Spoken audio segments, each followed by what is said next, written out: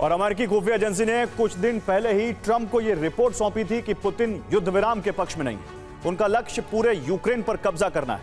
इस मिशन की शुरुआत कर दी गई है। 2025 की गर्मियों से खार्किव और सूमी की फ्रंटलाइन पर रूस के हमले बंद थे, लेकिन खार्किव और सूमी का बुनियादी ढांचा तबाह करने के बाद एक बार फिर रूसी सेना ने यहां ग्राउंड ऑपरेशन शुरू कर दिया है। ISW की रिपोर्ट है कि पुतिन पूर्वोत्तर से दक्षिण तक एक बफर जोन तैयार करना चाहते हैं और इसीलिए एक छोर पर खार्किव और सूमी में हमले हो रहे हैं और दूसरे छोर पर ओडेसा का दहन किया जा रहा है। देखिए पुतिन का यह पूरा प्लान क्या है।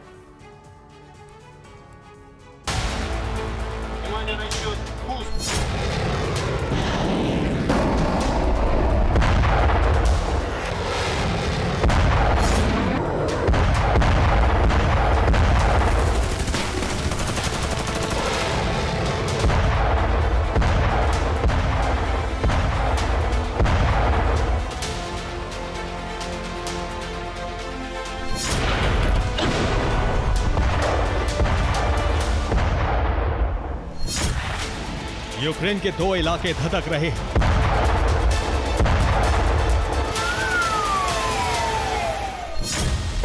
एक तरफ रूस के बेलगोरोद से सटे खार्किव और सूमी पर रूस के हमले तेज हो गए हैं। दूसरी ओर मोल्दोवा से सटे ओडेसा पर बारूद बरसाया जा रहा है। रूसी सेना ने पुतिन के आदेश पर बफर जोन बनाने के लिए ये दो खास ऑपरेशन शुरू किए हैं। दोनों ही मोर्चों पर तबाही बरस रही है।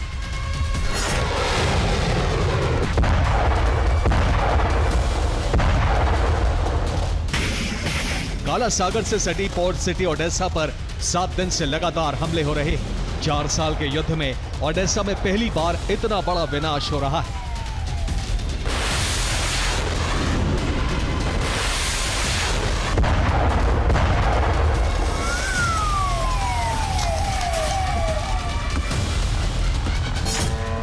बाईस 23 दिसंबर को रूसी सेना ने ओडेसा पर ताबड़तोड़ हमले जारी रखे। बीती रात यूक्रेन के ओडेसा पर 86 ड्रोन हमले किए गए।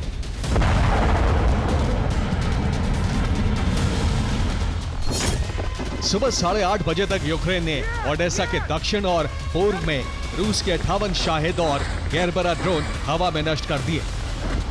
ओडेसा में 12 जगहों पर रूस के हमले कामयाब रहे।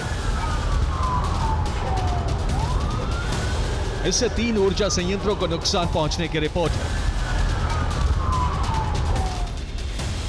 ओडेसा में 11 से ज्यादा यूक्रेनी नागरिकों के घायल होने की रिपोर्ट है।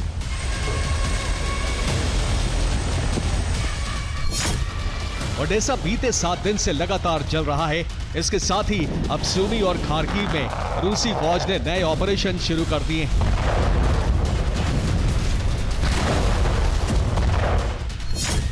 अमेरिका के ISW यानी institute for studies of war की रिपोर्ट है। खार्किव के ह्राबोवस्के फ्रंटलाइन पर 2025 की गर्मियों से हमले बंद थे। सूमी की कोजाचोक फ्रंटलाइन पर भी 2024 की गर्मियों से ग्राउंड ऑपरेशन नहीं चलाया गया, लेकिन बीते 2 दिन से रूसी फौज ने यहां हमले शुरू कर दिए हैं। ISW का कहना है कि रूस शांति वार्ता को प्रभावित करने के लिए यहां हमले तेज कर सकता है।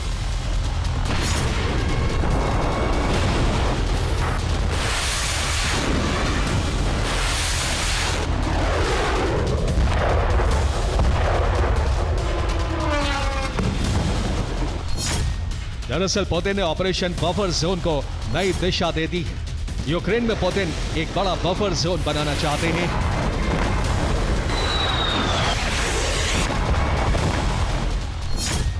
रूस का लक्ष्य है कि खार्किव से लेकर ओडेसा तक यूक्रेन का कनेक्शन काट दिया जाए। लुहांस्क में 87% तक रूस कब्जे का दावा करता है। डोनेस्क में भी यही स्थिति है। इसके अलावा डोनेस्क के मारियोपोल और मेलिटोपोल पर रूस का कब्जा हो चुका है। हेरसोन में रूसी सेना की जंग जारी है और अब ओडेसा जंग में धधक रहा है। पुतिन इस पूरे इलाके में रूस के लिए बफर जोन बनाना चाहते हैं।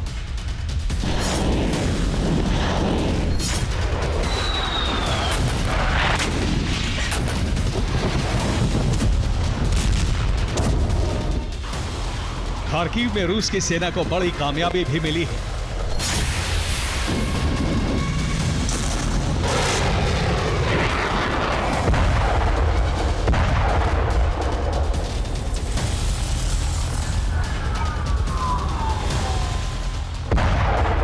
खार्किव के विल्चा गांव पर रूस ने कब्जा जमा लिया है।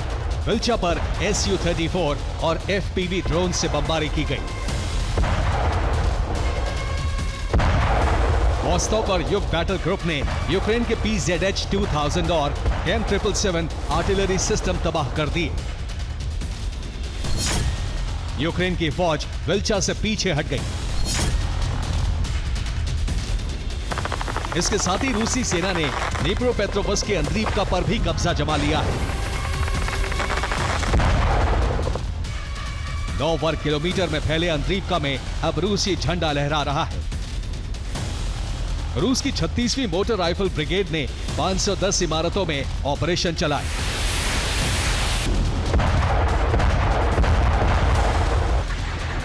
इन हमलों में यूक्रेन की 2 प्लाटून के सैनिक मारे गए, 10 आर्टिलरी सिस्टम और 1 एयर डिफेंस सिस्टम ध्वस्त कर दिया गया। खार्किव से लेकर ओडेसा तक रूस का बारूद बरस रहा है और पुतिन अब जंग में एक नया वेपन सिस्टम उतार सकते हैं।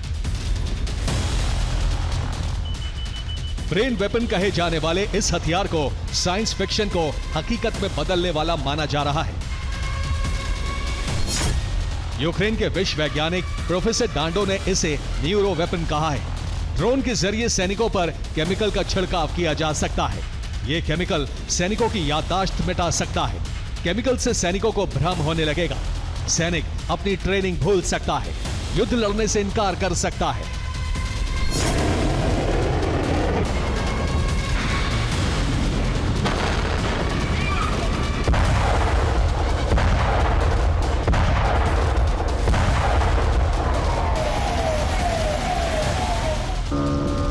इस तरह बिना गोला बारूद के यूक्रेन की पूरी सेना को अपाहिज किया जा सकता है।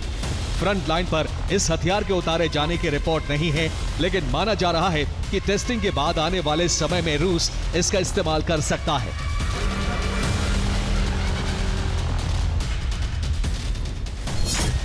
नब्बे के दशक में एलियंस और इंसानों पर आधारित फिल्म मैन इन ब्लैक में इसी तरह की एक लाइट थी जो इंसानों की याददाश्त मिटा देती थी।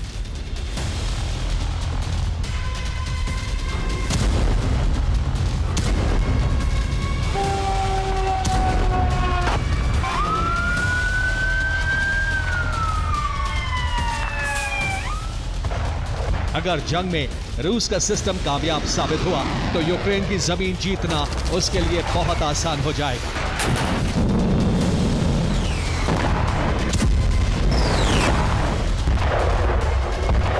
Bureau report, TV9 Bharat.